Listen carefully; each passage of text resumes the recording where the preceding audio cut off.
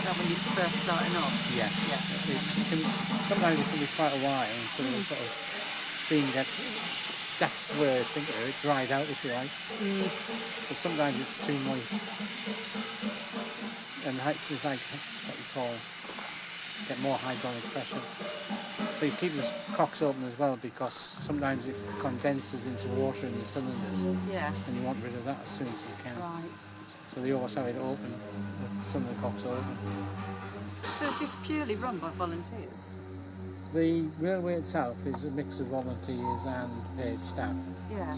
Like a lot of the guys on the shed are paid staff. Right. Because volunteers are volunteers, you can't necessarily rely on them.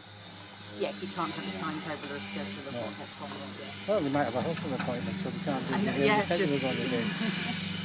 I mean, that's true with firefighters as well, but usually have somebody who can take over.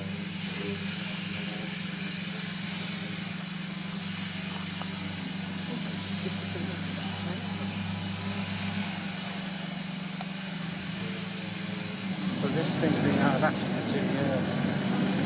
This is what to do with the cylinder, the right on the cylinder. The one that you had to get recast? Yeah. Looks like it's working.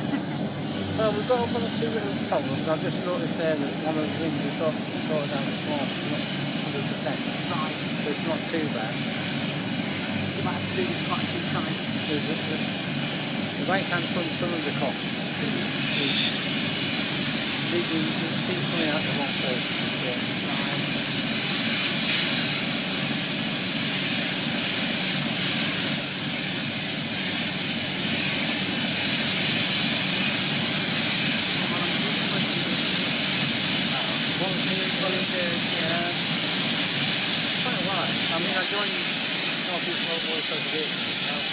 In 1989. Oh, okay, yeah. And we used to have a shed of bricks